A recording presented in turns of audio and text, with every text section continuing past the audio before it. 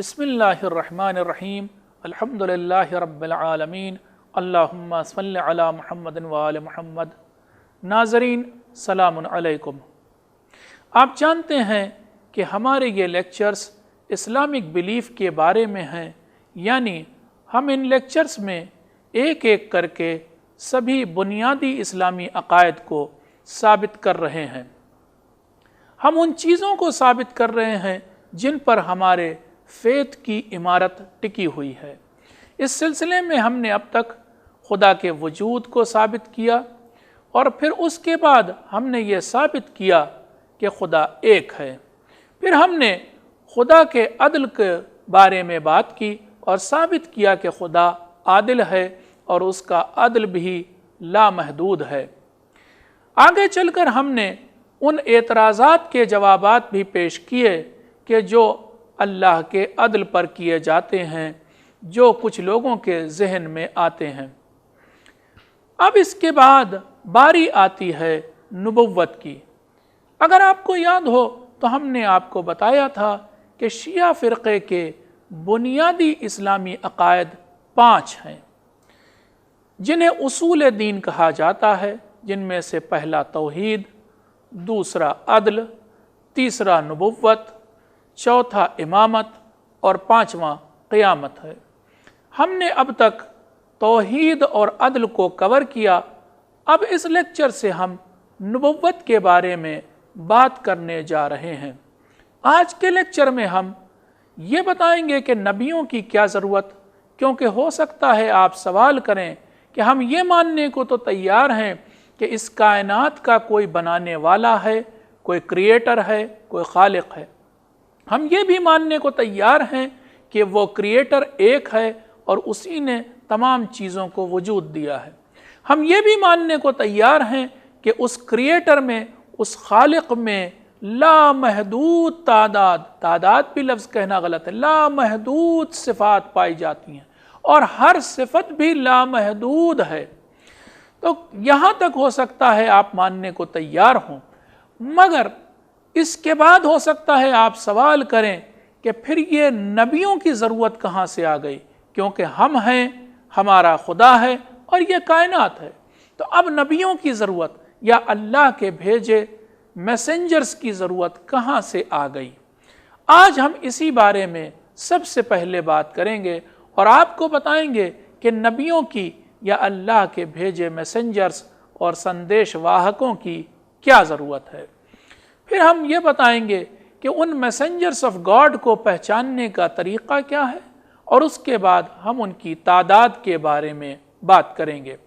آئیے سب سے پہلے ہم نبیوں کی ضرورت کو ثابت کرتے ہیں۔ ہم نے آپ کو بتایا کہ نبی یعنی میسنجر آف گاڈ یا اللہ کا بھیجا ہوا نمائندہ۔ اب سوال یہ ہے کہ ایسے ایک نمائندے کی کیا ضرورت؟ دیکھیے، ہم اسٹیپ بائی اسٹیپ اس چیز کو آپ کے سامنے بیان کرنے جا رہے ہیں۔ پہلا اسٹیپ یا پہلا مرحلہ یہ ہے کہ دیکھیے، ہم نے آپ کو بتایا تھا کہ انسان کے اندر کچھ فطری سوالات پائے جاتے ہیں۔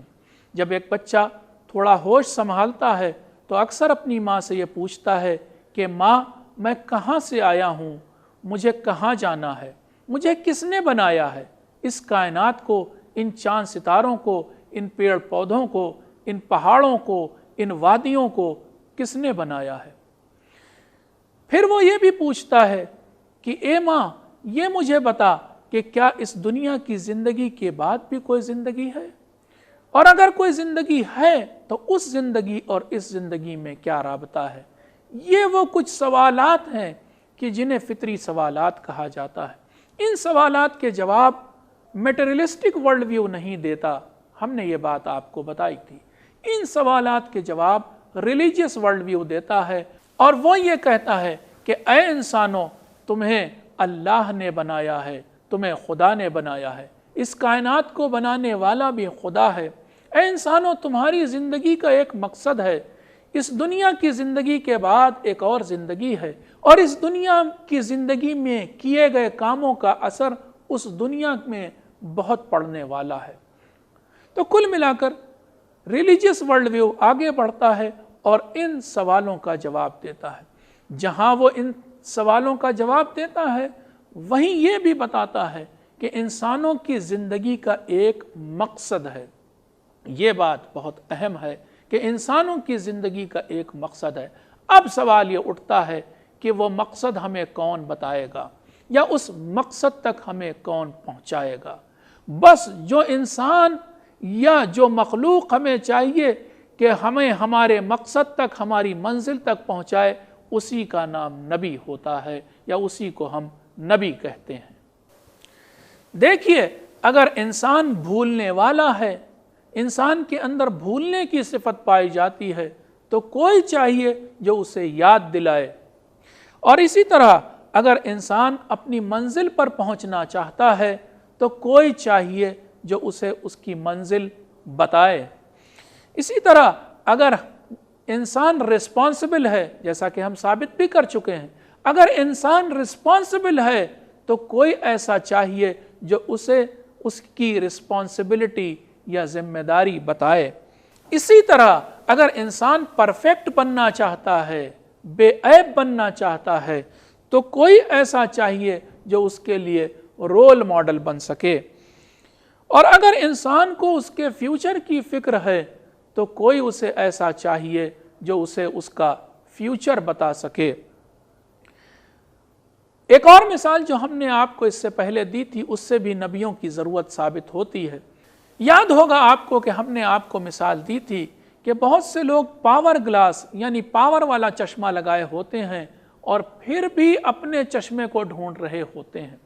وجہ یہ ہوتی ہے کہ چشمہ ان کی نظروں سے بہت قریب ہوتا ہے اور ساتھ ہی ساتھ چشمے کا شیشہ اتنا صاف و شفاف و کلیئر ہوتا ہے کہ وہ اکثر و بیشتر موقع پر چشمے کو محسوس نہیں کر پاتے۔ اسی طرح چونکہ خدا کا وجود بہت بدیہی اور آبویس ہے، اس لیے بہت سے لوگ اسے بھول جاتے ہیں یا پہچان نہیں پاتے۔ ایسی صورت میں ایک ایسے انسان کی ضرورت ہوتی ہے جو اسے ٹوکے اور بتائے کہ تم خدا کو بھولے بیٹھے ہو۔ جس طرح اس چشمہ لگائے ہوئے انسان کو کوئی ٹوکنے والا چاہیے ہوتا ہے جو یہ کہے کہ آپ چشمہ اپنے چہرے پر لگائے ہوئے ہیں، پھر کیوں چشمے کو ڈھونڈ رہے ہیں؟ تو کل ملا کر نبیوں کی ضرورت اس لیے ہے کیونکہ انسان کو کوئی ایسا آدمی چاہیے جو اسے اس کی رسپانسبلٹی بتا سکے، کوئی ایسا چاہیے جو اس کے لیے رول ماڈل بن سکے، کوئی ایسا چاہیے جو بھولنے والے انسان کو یاد دلا سکے، کوئی ایسا چاہیے جو انسان کو اس کی منزل تک پہنچا سکے۔ بس ایسے ہی انسان کو ہم نبی یا رسول کہتے ہیں۔ آئیے اب میں آپ کے سامنے نبیوں کی ضرورت پر دوسری دلیل پیش کرتا ہوں۔ اس دلیل کے کچھ اسٹیپس ہیں، میں ان اسٹیپس کو طے کرتے ہوئے یہ ثابت کروں گا کہ ہمیں نبیوں کی ضرورت ہے، کوئی ایسا چاہیے جو ہمارا ہاتھ پکڑ کر ہمیں ہماری منزل تک پہنچا سکے۔ اس دلیل کا پہلا مرحلہ یا پہلا اسٹیپ یہ ہے کہ ہم سب جانتے ہیں کہ کچھ چیزیں ہمیں آنکھوں سے نہیں دکھائی دیتی۔ مثال کے طور پر روح ہمیں نہیں دکھائی دیتی، کسی بھی انسان کی آتما یا روح ہم کو نہیں دکھائی دیتی، جبکہ لگ بھگ دنیا کا ہر انسان روح کے وجود کو مانتا ہے۔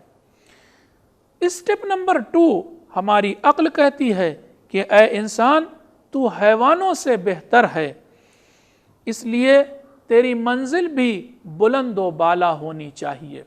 یہ بات ہم سب محسوس کرتے ہیں کہ واقعاً ہم انسانوں سے برتر اور بالا تر ہیں۔ کوئی بھی انسان یہ ماننے کو شاید نہ تیار ہو کہ وہ بھی حیوانوں جیسا ہے۔ اگر وہ یہ کہے کہ وہ بھی حیوانوں جیسا ہے اور بالکل حیوان ہے تو پھر اس کی جگہ انسانی بستیوں میں نہیں بلکہ جنگلوں میں ہونی چاہیے۔ تیسرے اسٹیپ میں ہم کہنا چاہیں گے کہ ہماری عقل بہت ساری چیزوں کو نہیں سمجھ پاتی۔ ہم نے اس بارے میں حالانکہ پہلے بھی تھوڑی سی روشنی ڈالی تھی، ہم دوبارہ اس سے زیادہ روشنی ڈالنا چاہتے ہیں۔ دیکھیے، ہماری عقل आधे ही रास्ते को दिखाती है, आधे रास्ते को नहीं दिखाती। मैं फिर से मिसाल आपको दे दूं, अगर कोई इंसान चोरी करे, फर्ज कर लिए कि कोई इंसान 1,00,000 रुपए कहीं से चुराए, तो अब दुनिया के तमाम लोग उसके बारे में ये कहेंगे कि इसने बहुत बुरा काम किया है। लेकिन अब अगर उन तमाम लोगों से ये पूछा जाए कि इस चोर की सज़ा क्या होनी चाहिए, तो कोई कहेगा इस चोर की सज़ा 1 महीने की कैद होनी चाहिए, कोई कहेगा 2 महीने की, कोई कहेगा 6 महीने की, कोई कहेगा साल भर की, कोई कहेगा 5 साल की, कोई हो सकता है ये भी कहे कि इसकी सज़ा उम्र कैद होनी चाहिए। हमारा ये आपस में बहस करना, ये डिबेट करना, ये बताता है कि अक्ल इस बारे में कोई फैसला नहीं करती।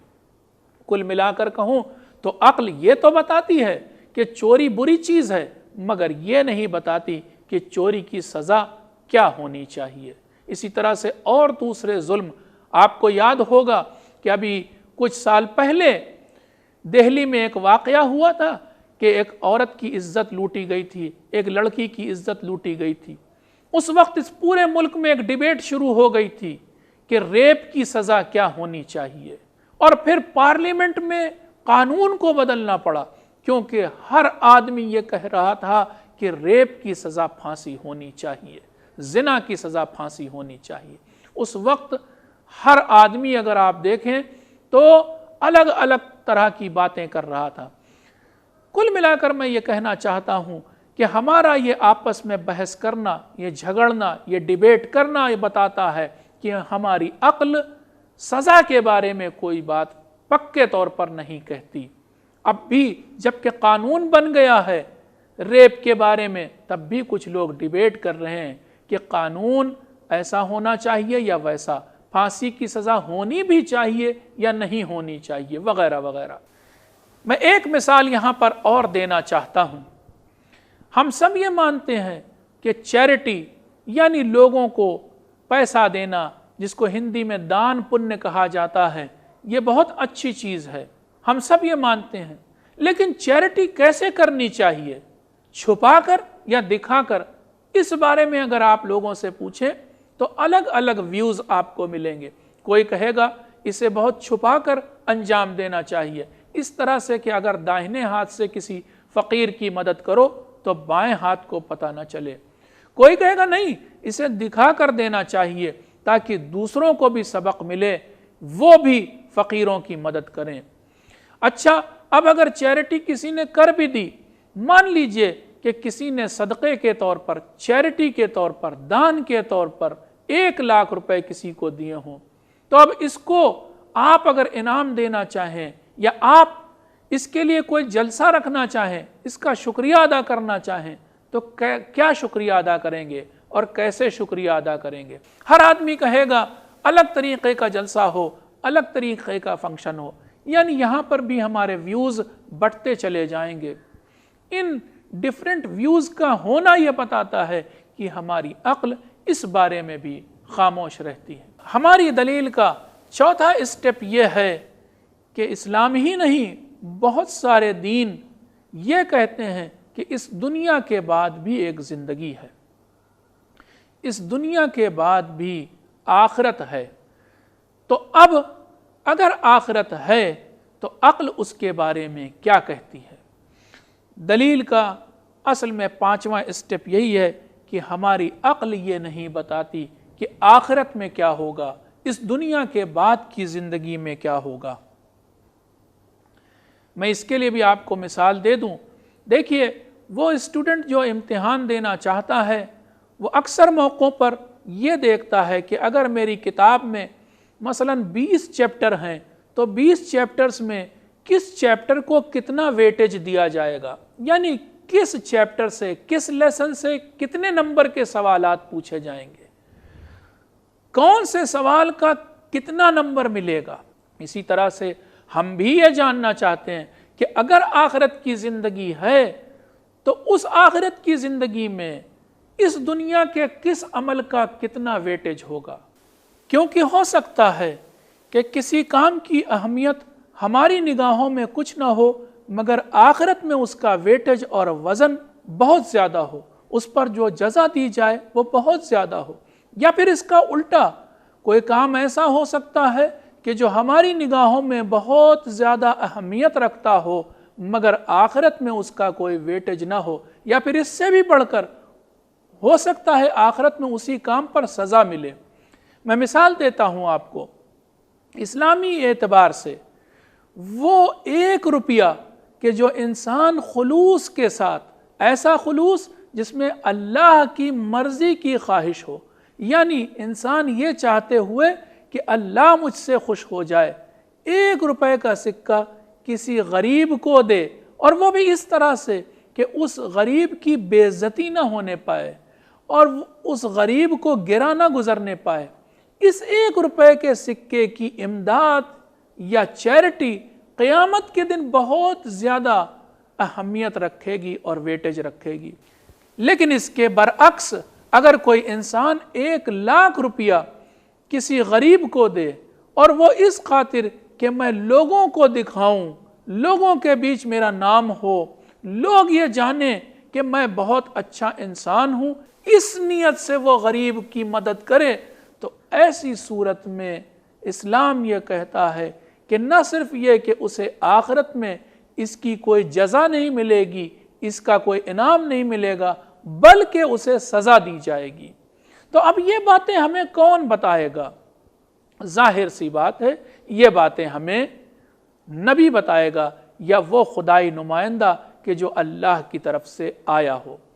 کل ملا کر کہا جائے تو ہماری اس دلیل کے ڈیفرنٹ اسٹیپس نے ہم کو بتایا کہ پہلے مرحلے میں ہماری عقل ہمیں اس دنیا کی ہی بہت سی چیزوں کے بارے میں گائیڈ نہیں کرتی، مثلا وہ یہ نہیں بتاتی کہ کس کام کی کتنی سزا ہو یا کس کام کا کتنا انعام یا جزا دی جائے، اور پھر آخرت کے بارے میں تو ہماری عقل بطور کلی خاموش رہتی ہے، وہ پردے کے اس طرف نہیں بتاتی کہ کیا ہے، وہ یہ نہیں بتاتی کہ آخرت میں کس کام کا کتنا ویٹیج ہوگا، کس کام کا کتنا اثر پڑے گا۔ اس لیے ضرورت یہ ہے کہ کوئی انسان خدا کی طرف سے آئے اور ہمیں یہ آ کر بتائے کہ کون سا کام کس نیت سے اور کیسے انجام دو تاکہ اس کا آخرت میں اچھا اثر ہو، یا پھر کن کاموں سے بچو تاکہ تم آخرت کے عذاب سے بچ سکو۔ بس ایسے ہی انسان کو ہم نبی کہتے ہیں، یا میسنجر آف گاڈ کہتے ہیں، یا پھر سندیش واہک کہتے ہیں۔ اب ہم اپنے لیکچر کے دوسرے حصے کی طرف چلتے ہیں، اور اس میں ہم آپ کو بتائیں گے کہ نبی کی پہچان کیسے کی جائے۔ پہلے حصے میں ہم نے آپ کو بتایا کہ ہمیں نبیوں کی ضرورت ہے، اب دوسرے حصے میں ہم بتانے جا رہے ہیں کہ نبی کی پہچان کا طریقہ کیا ہو، یا دوسرے الفاظ میں کہیں کہ خدائی نمائندے کو، میسنجر آف گاڈ کو ہم کیسے پہچانیں گے، کیونکہ ہو سکتا ہے کوئی انسان جھوٹا دعویٰ کرے اور یہ کہے کہ میں اللہ کا بھیجا ہوا ایک نبی ہوں۔ تو اب پہچانا کیسے جائے؟ پہچاننے کا پہلا طریقہ یہ ہے کہ ہم اس انسان کے چال چلن کو دیکھیں گے۔ اگر وہ انسان سچا ہو، یعنی ہمیشہ سچ بولتا ہو، کسی بھی موقع پر وہ جھوٹ نہ بولتا ہو، تو جب سچی باتیں کہتا چلا آ رہا ہے تو یہ بات بھی ہو سکتا ہے سچ ہو۔ دوسری چیز جو ہم اس کے اندر تلاش کریں گے وہ ایمانداری ہے، یعنی اگر ہم اس کے پاس بڑی سے بڑی امانت بھی رکھوا دیں تو وہ اس امانت کو اسی طرح ہمیں واپس کر دے، تو ایمانداری سے اور امانت داری سے ہم اسے پہچانیں گے۔ تیسری پہچان اس کا علم ہوتا ہے، یعنی ہم اس سے سوالات ایسے کریں گے جن کا جواب عام انسانوں کو نہیں معلوم ہوتا، اور پھر جاننے کی کوشش کریں گے کہ کیا وہ سچ بول رہا ہے یا جھوٹ بول رہا ہے۔ اس کے بعد ہم اس سے راہ سے آگاہی کے بارے میں سوال کریں گے، کیونکہ خدائی نمائندہ ہمیں گائیڈ کرنے آیا ہوتا ہے، تو ضرورت ہے کہ وہ راہ سے آگاہ ہو۔ پھر ہم اس سے ایسے سوالات کریں گے جس سے ہمیں پتہ چلے کہ وہ راستے سے آگاہ ہے۔ ایک اور پہچان جو اس کی ہے وہ یہ کہ اسے لالچی نہیں ہونا چاہیے۔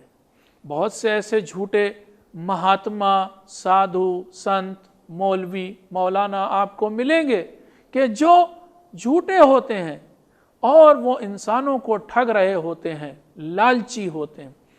نبی خدا کو یعنی اللہ کے نمائندے کو لالچی نہیں ہونا چاہیے۔ تو یہ ایک اور پہچان تھی۔ اور آخری پہچان یہ ہے کہ وہ معجزہ دکھلانے پر قادر ہو۔ معجزے کا مطلب یہ کہ اپنی نبوت کے دعوے کو یعنی یہ ثابت کرنے کے لیے کہ وہ اللہ کا نمائندہ ہے، ایک ایسا کام کرے کہ جو عام انسانوں میں کوئی نہ کر پائے۔ مثال کے طور پر میں آپ کو بتاؤں کہ قرآن میں لکھا ہے کہ ایک زمانے کے لوگوں نے اپنے زمانے کے نبی سے کہا تھا کہ معجزہ کر کے دکھاؤ، تو اس نے کہا کہ کیا کروں؟ تو لوگوں نے کہا کہ یہ سامنے پہاڑ ہے، اس میں سے ایک اونٹنی برآمد کر کے دکھاؤ۔ اس نبی نے اشارہ کیا اور اس پہاڑ سے ایک اونٹنی نکل پڑی۔ یہ معجزہ ہے، کیونکہ پہاڑ میں سے اونٹنی نکالنا یہ عام آدمیوں کے بس کی بات نہیں۔ یا پھر آخری نبی کی بات کیجئے تو ان سے بھی لوگوں نے یہ تقاضا کیا تھا کہ آپ معجزہ دکھائیں۔ انہوں نے کہا کہ میں کیا کروں جس سے تم مانو گے کہ میں اللہ کا نبی ہوں؟ انہوں نے کہا کہ یہ سامنے چاند ہے، اس کے 2 ٹکڑے کر کے دکھائیے۔ نبی یعنی حضرت محمد صلی اللہ علیہ وآلہ وسلم نے اشارہ کیا اور چاند 2 ٹکڑوں میں بٹ گیا۔ پھر لوگوں نے کہا کہ اسے ملا کے دکھائیے۔ انہوں نے اشارہ کیا، دونوں ٹکڑے واپس آپس میں مل گئے۔ تو اس سے یہ ثابت ہوا کہ حضرت محمد اللہ کے نبی تھے۔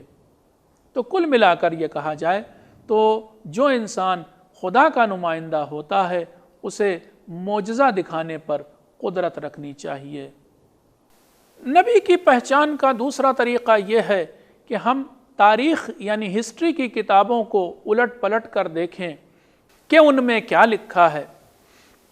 میں یہ بات بھی مثال سے ثابت کروں آپ کے سامنے۔ دیکھیے، کبھی کبھی ایسا ہوتا ہے کہ بازار میں یا سڑک پر 2 لوگوں کے بیچ جھگڑا ہو جاتا ہے۔ اس صورت میں پولیس دونوں کو پکڑ کر تھانے لے جاتی ہے اور پھر پوچھ تاچھ کرتی ہے۔ دونوں ہی فریق سے یہ پوچھتی ہے کہ مثلاً یہ انفارمیشن لیتی ہے کہ تمہارا نام، تمہارا پتہ، جھگڑا کس بات پر ہوا، کہاں پر جھگڑا ہوا، کس وقت جھگڑا ہوا، آپس میں کیا بات چیت ہوئی اور کون کون گواہ تھے۔ اسی طرح اگر ہم تاریخ کی کتابوں کو الٹ پلٹ کر انکوائری کریں تو ہمیں پتہ چل جائے گا کہ نبوت کا دعویٰ کرنے والے لوگ سچے تھے یا نہیں۔ مثلاً اگر اسلام کی تاریخ کی کتابوں کو پلٹ کر ہم اس طرح انکوائری کریں کہ کیا نام تھا، جواب ملے گا محمد صلی اللہ علیہ وآلہ وسلم۔ کہاں رہتے تھے؟ مکے میں۔ کیا کرتے تھے؟ بکریاں چراتے تھے اور اپنے چچا کی تجارت میں مدد کرتے تھے۔ لوگوں میں کیسے مشہور تھے؟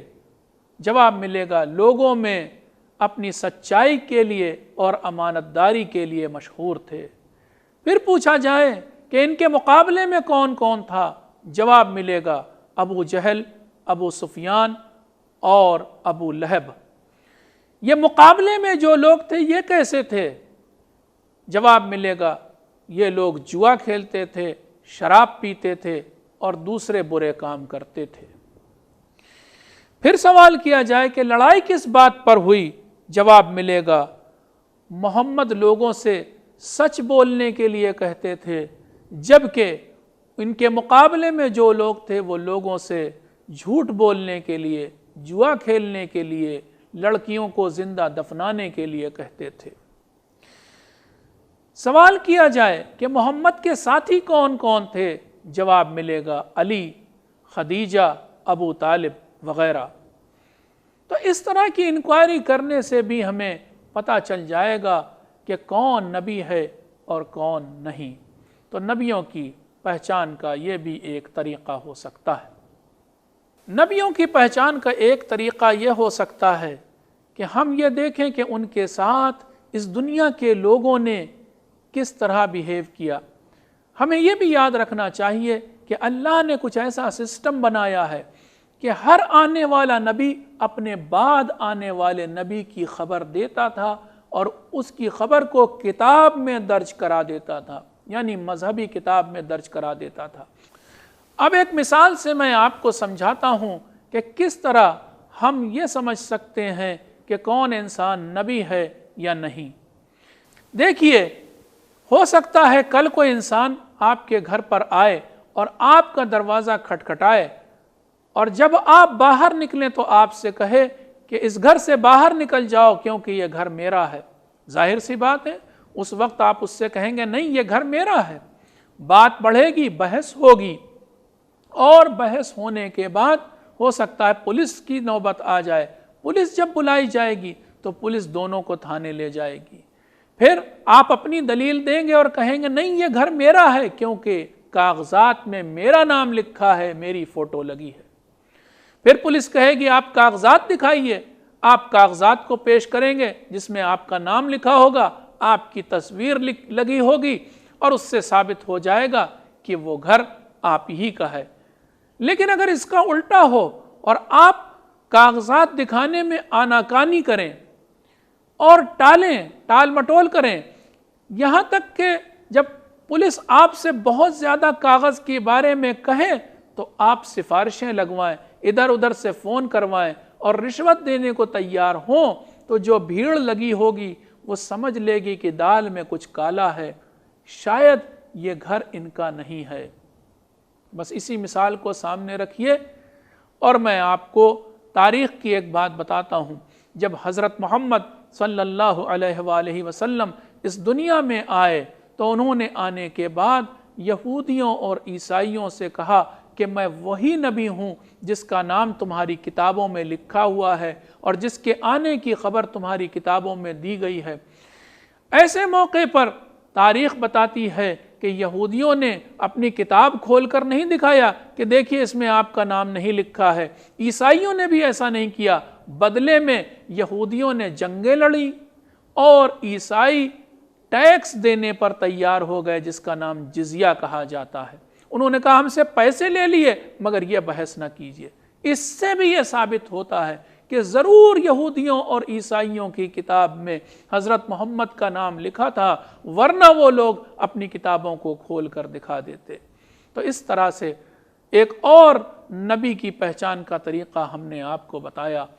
لیکچر کے آخری حصے میں ہم آپ کو بتا دیں کہ نبیوں کی تعداد کتنی تھی۔ دیکھیے اس سلسلے میں ہماری عقل تو کچھ نہیں کہتی، ہماری عقل نہیں بتاتی کہ کتنے نبی ہونے چاہیے، لیکن خود آنے والے نبیوں نے یہ خبر دی یا پھر ان کے نمائندوں نے خبر دی کہ اس دنیا میں 1,24,000 پیغمبر یا نبی آئے۔ اسی لیے ہم تمام مسلمان یہ مانتے ہیں کہ اللہ نے ہم عام انسانوں کی رہنمائی کے لیے کل ملا کر 1,24,000 پیغمبر بھیجے، جن میں سے پہلے حضرت آدم علیہ السلام تھے اور آخری حضرت محمد مصطفیٰ صلی اللہ علیہ وآلہ وسلم تھے۔ یہ ہمارا آج کا لیکچر تھا، اس کا ٹاپک تھا نبوت۔ اس میں ہم نے آپ کو نبیوں کی ضرورت، نبیوں کے پہچان کا طریقہ اور نبیوں کی تعداد کے بارے میں بتایا۔